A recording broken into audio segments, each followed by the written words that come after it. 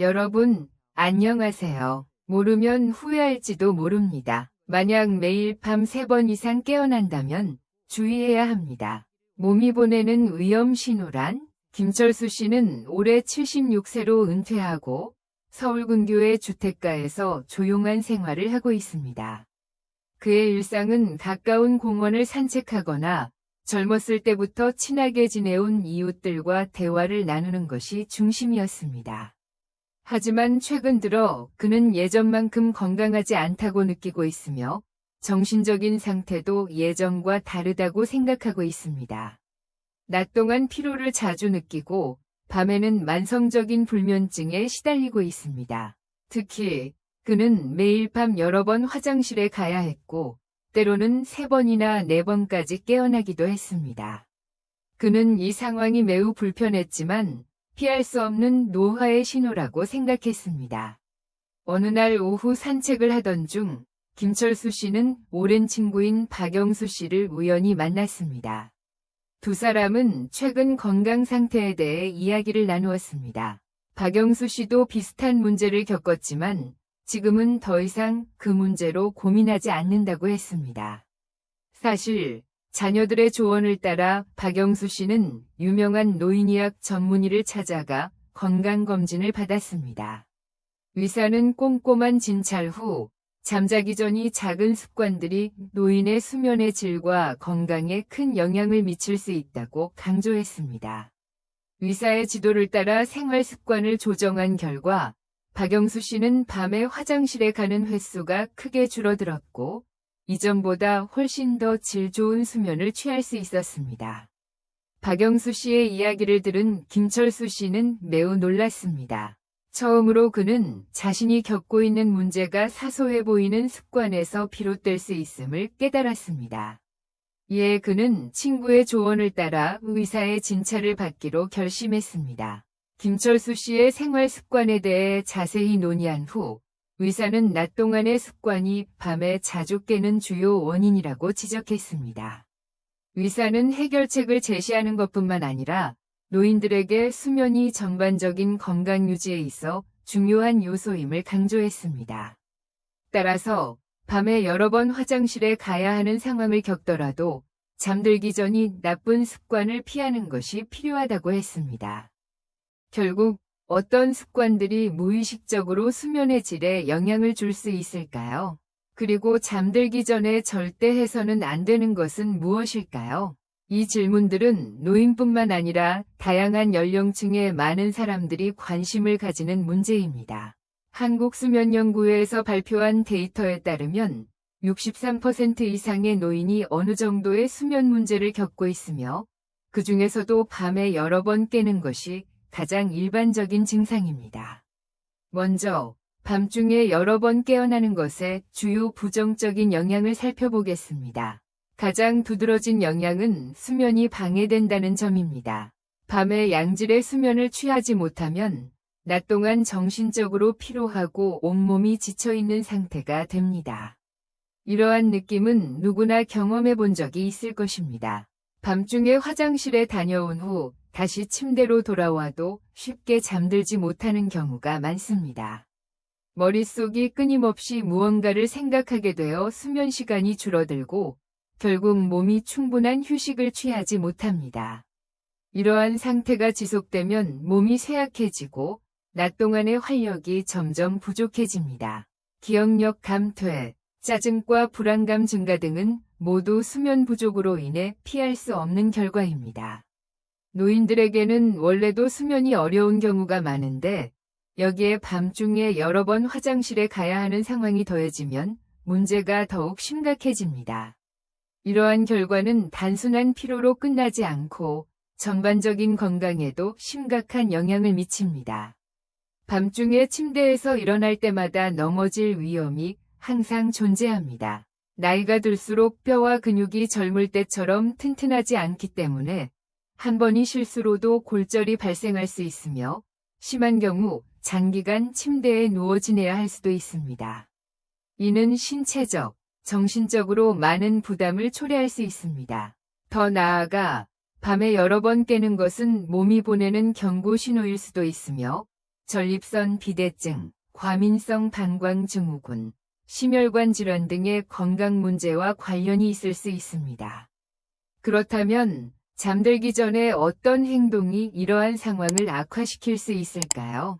의사들은 다음 4가지 조언을 제공합니다. 1. 잠들기 전 감정의 과도한 고안과 걱정. 잠들기 전 감정이 크게 흔들리는 것은 수면의 질을 저하시킬 수 있는 주요 요인 중 하나입니다.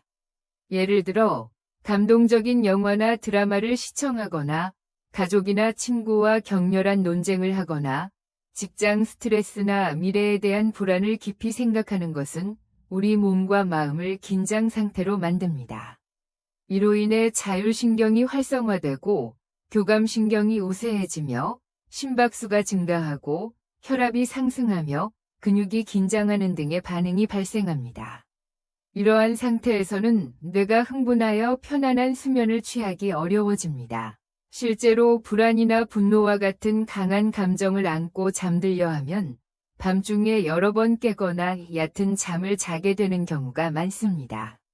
한 연구에서는 취침 전 스트레스가 많은 대화를 나눈 사람들의 상당수가 평소보다 수면 시간이 짧아지고 깊은 수면 단계에 도달하는데 시간이 더 걸리는 것으로 나타났습니다. 또한 감정의 변화는 신체의 스트레스 반응을 유발하여 코르티솔이라는 호르몬의 분비를 증가시킵니다.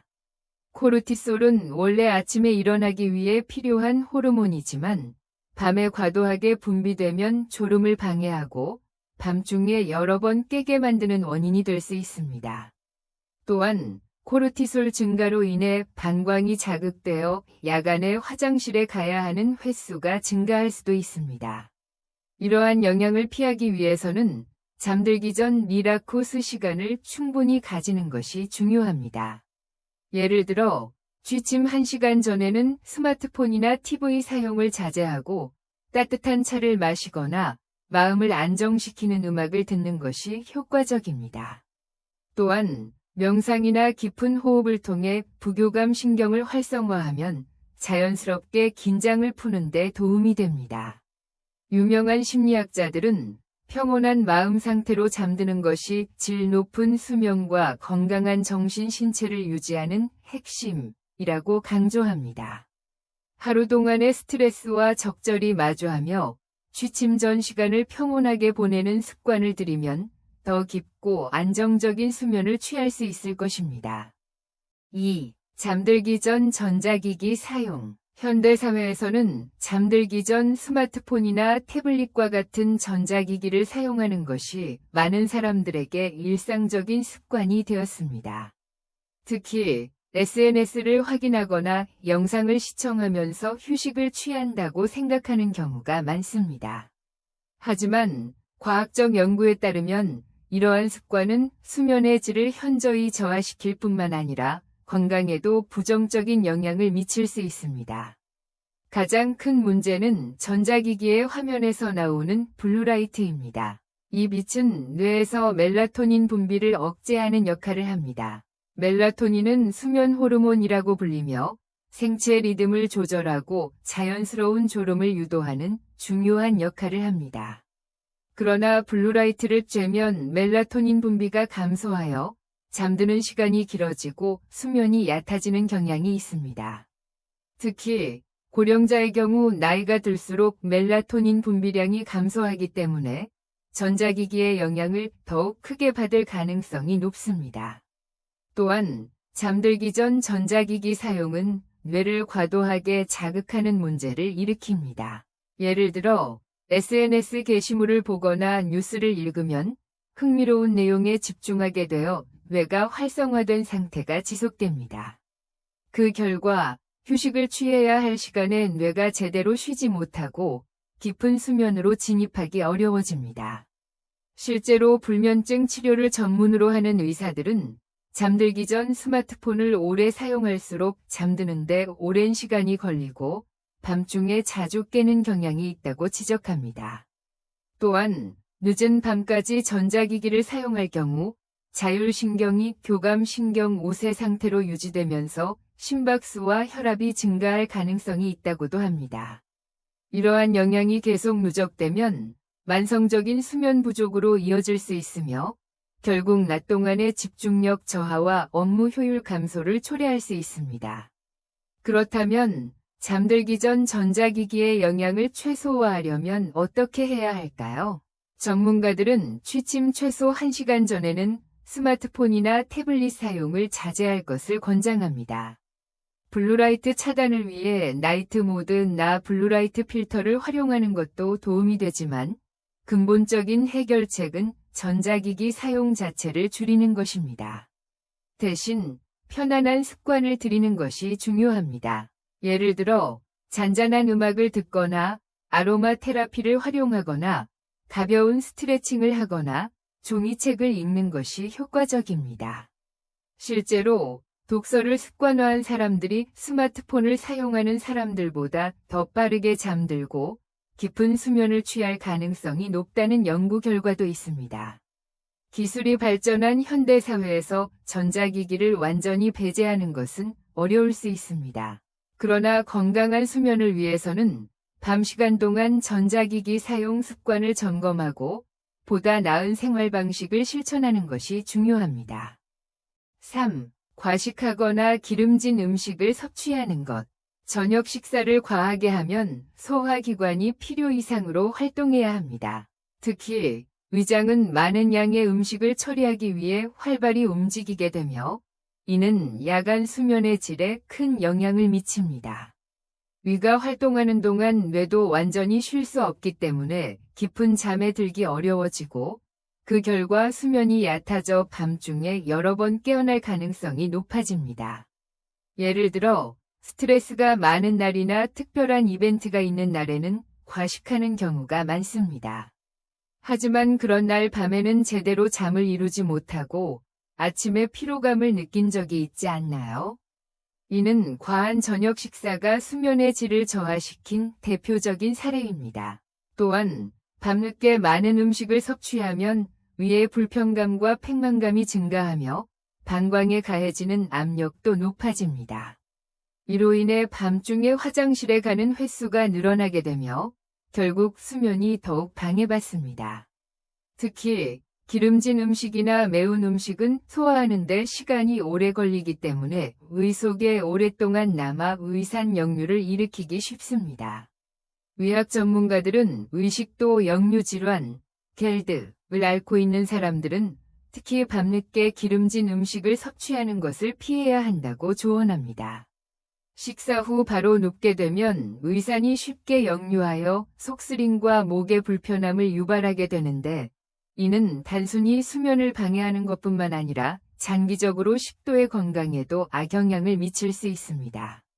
따라서 질 좋은 수면을 위해서는 저녁 식사의 양을 적절히 조절하는 것이 중요합니다. 일반적으로 배부른 느낌의 70에서 80% 정도로 식사량을 조절하면 소화기관의 부담을 줄여주며 몸 전체가 더욱 편안하게 이완될 수 있습니다. 또한 식사 시간도 중요하며 잠들기 최소 2에서 3시간 전에 식사를 마치면 소화를 돕고 숙면을 유도할 수 있습니다. 저녁 식사의 내용도 신중하게 선택하는 것이 좋습니다. 기름진 음식이나 튀긴 음식 대신 소화가 잘 되는 단백질, 생선, 두부, 식이섬유가 풍부한 채소, 적당한 탄수화물을 섭취하면 소화를 돕고 포만감을 유지하면서도 위장의 부담을 줄일 수 있습니다. 건강한 식습관을 실천하면 보다 양질의 수면을 취할 수 있을 뿐만 아니라 아침에도 개운하게 일어날 수 있으며 낮 동안의 집중력과 업무 효율도 향상될 것입니다. 적절한 저녁 식사와 올바른 식습관을 유지하여 건강한 생활을 실천해 봅시다. 4. 잠들기 전 과도한 수분 섭취. 많은 사람들은 잠들기 전 한 잔의 물을 마시는 것이 건강에 좋다고 생각합니다. 하지만 실제로는 과도한 수분 섭취가 밤새 깊은 수면을 방해하는 원인이 될 수 있습니다. 우리 몸은 밤 동안 깊은 수면을 취하면서 내부 균형을 유지해야 하는데 과한 수분 섭취로 인해 방광이 가득 차게 되면 자동적으로 배뇨 신호가 발생하여 화장실에 가야만 합니다. 이 과정에서 신체 회복과 재생의 중요한 과정이 방해받고 수면의 연속성이 깨지게 됩니다. 수면 전문의인 박민수 박사는 수면은 신체 회복과 면역력 유지에 필수적인 시간입니다. 잠들기 직전에 과도한 수분 섭취는 방광의 부담을 증가시켜 수면의 질을 떨어뜨리는 주요 원인 중 하나입니다. 라고 설명합니다. 특히 노인의 경우 나이가 들면서 방광의 용량과 탄력이 감소하여 적은 양의 소변으로도 화장실을 가야 할 필요가 커지기 때문에 야간 빈뇨의 위험이 더욱 높아집니다. 예를 들어 70세를 넘긴 김영수 씨의 사례가 있습니다.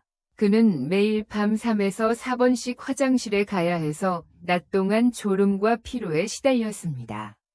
하지만 의사의 조언에 따라 잠들기 30분 전부터 수분 섭취를 제한한 후 몇 주 만에 밤에 깨는 횟수가 현저히 줄었고 아침에 더욱 상쾌한 기분으로 일어날 수 있었습니다. 그의 경험은 단순한 개인차가 아니라 신체의 수분 균형이 수면에 큰 영향을 미친다는 사실을 잘 보여줍니다. 더 나아가 밤중에 여러 번 깨게 되면 다시 잠드는 것이 어렵습니다. 뇌가 한번 깨어나면 다시 깊은 수면으로 들어가는 신호가 흐트러지고 이로 인해 다음날 피로감, 집중력 저하, 심리적 불안 등이 나타날 수 있습니다. 또한 밤중에 자주 깨면 갑작스럽게 일어나다가 균형을 잃어 넘어질 위험이 증가하는데 이는 특히 노인들에게 큰 부상으로 이어질 가능성이 있습니다. 따라서 깊고 연속적인 수면을 보장하기 위해서는 잠들기 전 과도한 수분 섭취를 피하는 것이 최선의 방법입니다. 이상적으로는 잠들기 30분 전부터는 물을 마시지 않고 저녁 식사 시간이나 낮 동안 충분한 수분을 섭취하는 것이 좋습니다. 건강한 수면 습관은 생활의 질을 높이는 중요한 요소이며 작은 실천만으로도 큰 변화를 가져올 수 있습니다. 고령자에게 적절한 수면 시간은 얼마일까? 규칙적인 수면이 건강에 미치는 영향을 분석하기 위해 과학자들은 다양한 연구를 진행하였습니다. 2021년 서울대학교 연구팀이 한국, 중국, 일본, 싱가포르 등 동아시아 지역 50만 명 이상의 성인을 대상으로 연구를 진행했습니다. 이 연구에서는 단순히 수면 시간뿐만 아니라 수면과 사망률, 심혈관 건강 간의 관계를 함께 분석하였습니다. 그 결과 하루 7시간의 수면이 가장 이상적이며 심혈관 건강을 보호하고 질병의 위험을 줄이는 데 효과적이라는 사실이 밝혀졌습니다. 이번 영상에서는 밤중에 자주 깨는 원인과 이를 개선하는 방법에 대해 설명해 드렸습니다. 우리가 다시 한번 돌아보면 밤중에 자주 깨는 것은 단순한 노화 때문만이 아니라 생활 습관과 숨겨진 건강 문제가 큰 영향을 미친다는 사실을 알 수 있습니다. 특히 잠들기 전의 행동이 수면의 질에 결정적인 영향을 미친다는 것이 과학적으로 입증되었습니다. 체크 표시 감정의 흥분을 줄이기, 체크 표시 전자기기 사용 줄이기, 체크 표시 식사와 수분 섭취 조절하기. 이 세 가지를 실천하면 밤중에 깨는 횟수를 줄이고 보다 질 좋은 수면을 취할 가능성이 높아집니다. 여러분은 어떻게 생각하시나요? 이 방법을 시도해 봤더니 효과가 있었다. 나는 빈원을 개선했더니 숙면을 취할 수 있었다. 여러분의 경험담을 댓글로 공유해주세요. 또한 여러분만의 숙면 비법이 있다면 알려주시면 감사하겠습니다. 영상이 유익했다면 좋아요와 구독도 잊지 마세요.